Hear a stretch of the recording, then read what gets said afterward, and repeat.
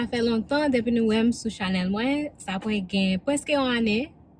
M'kwe l'autre mois, ou moi ça qui fait une année depuis dernier posté sur YouTube. M'konnais un pile moun ap di ko ça dans Kotem Te Ye, m'pa wè ou longtemps. So moi t'ai décidé pour me prendre en pause sur YouTube. Moi just un pile bagay t'a passé dans la vie qui te fait just by YouTube un petit break. Là me dit petit break, m'pas te penser m't'a prendre tout le temps ça pour m'pas te poster. So me dit comme ça jodi a m'a pour faire une vidéo pour m'expliquer nous ça qui t'est passé qui fait nous pas ouais. So premier année passée quoi dernière vidéo m'te posté c'est moi nous t'ai a fait photo parce que il était enceinte connaît les moun yo enceinte yo aime prendre photo avec papa petit yo. So m'ta nous jaser pour m'te aider c'est moi avec m'te al faire maquillage li cheveux li m'ta aider avec tout bagay. So m'te continuer like à poster des bagay qui t'a passé dans la vie personnelle moi mais m'pa te jam m'pa un monde qui like là on bagay passer mal pour parler sur lui sur réseaux sociaux m'pa un monde comme ça. So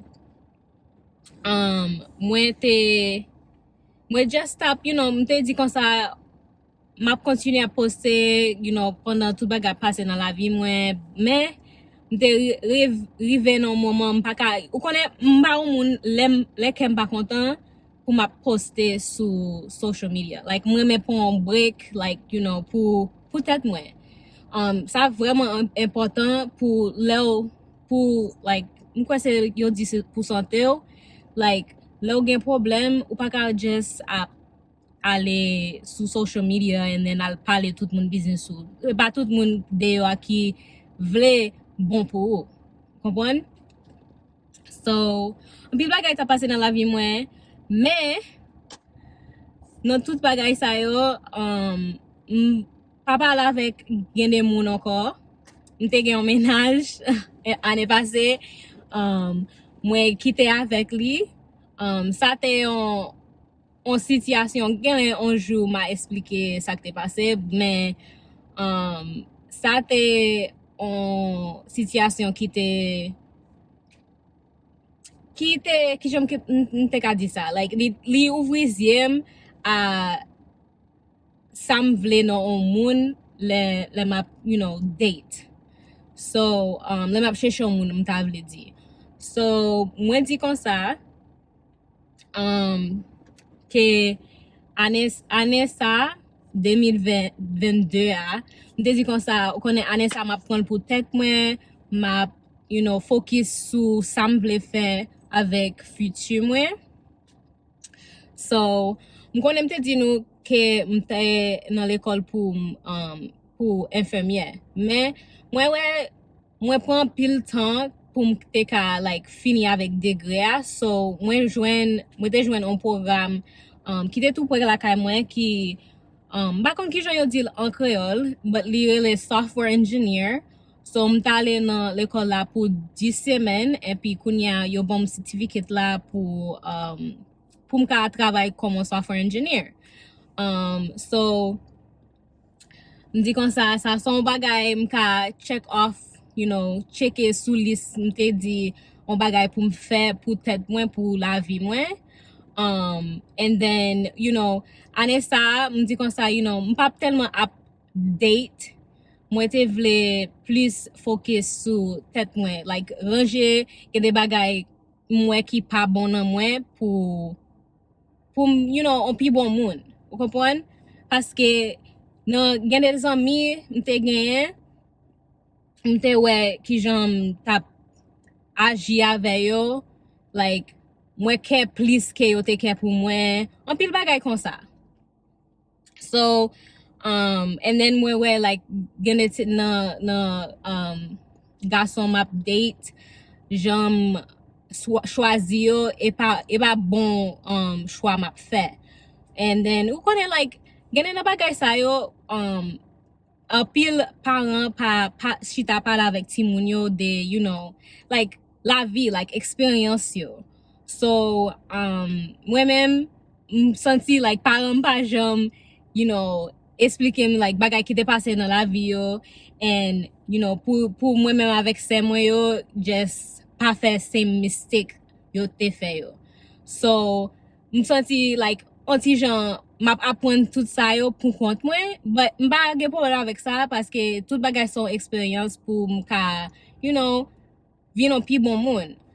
So, tout bagay ça, m'a fait ane ça yo, c'est just please focus sou tête mwen, ki sa m vle fè avec futur mwen, ki jan ta vle on pi bon moun, kompwen? So, yeah, mte just pon pause la parce que un pil bagay ta pase dans la vie personnelle mwen, and mte bezwe pause la. And kounya m di kon sa, fò m retourne dans YouTube, mwen te bien sonje YouTube. Maman m pede ap di m retourne, m sonje la ou ta fè video yo, mwen moun kap ki te komet pou mwen yo di, Dana pa ou lage nou, mba lage nou guys. M just te bezwe fè un ti pause pour mwen. So, kounya mwen non pi bon position pour mka, you know, retourne sur YouTube. So, mwen tap pense, mwen reme channel haïtien mwen, mais mpa konen si nou wè sa, gen de fwa le ma pale avec caméra, pale avec nou, m senti like créole la pa soti bien, mais mta reme kontinye channel créole la, but li m senti mta pi confortable si mta pale anglais. So, mwen deside mwen vle changer channel mwen, fè li en anglais, parce que m senti mta plus confortable avec li. So, m konen an pil nan nou te abonné à channel la parce que c'est créole m'ta parlé, mais pour m plus confortable m'ta reme changer channel la fait en anglais pour m plus confortable. M'ta souhaité nous rete sous channel la, continuer à regarder, continuer à supporter. So yeah, c'est ça, c'est update de la vie m'te vle ba nou. Oh, moi presque oublié. So, m konen, sou konen, mwen te vin sot Florida, sot New York, New Jersey, epi mte vin Florida, vin rete avek papam. So, m konen mte di an pil nan nou ke, mte di kon sa, m pa gen lisans mwen, m poko gen permis, m poko gen an pil bagay. So, ane pase, mwen jwen lisans mwen. Yes. Mwen jwen lisans la, mte di kon sa, anvan fèt mwen, map jwen lisans mwen, en efektivan, mwen jwen ni. So, kounya, se machine papa map kondi, li gen 2 machine, so, mwen pran yon, li gen sak pi nouvo a, men, mwen vreman kontan paske kounya m ka fè wout mwen vle, m konen m tap di kon sa, si m ta jwen lisans mwen, m tap senti mon ti jan pi independent, and mwen senti independent, you know, m ka kondi kote m vle ale, m ba bezwen ap di, so and so, ou ka vin chèche m menem la, bla bla bla. M fè wout mwen vle. So, yes, mwen jwen lisans mwen resi jwen ni. But an pil bagay ap fet, you know, so behind, ki jan di sa, behind closed doors, yo di sa an anglais, but mbakwe li tradi an kreol menm jan. Men an pil bagay ap fet, an pil bagay ap fem kontan, mpaka tan pou mpataje li avek nou. E pa kreol video yo ap ye anko. So, an anglais ap ye, nap we, you know, tout mouvment yo, map kontine vlog, map kontine fe video, makiyaj yo, and yeah. So, mwen souwete nou rete sou channel la, rete branche, and ma we nou nan lot video. Bye guys! Freezing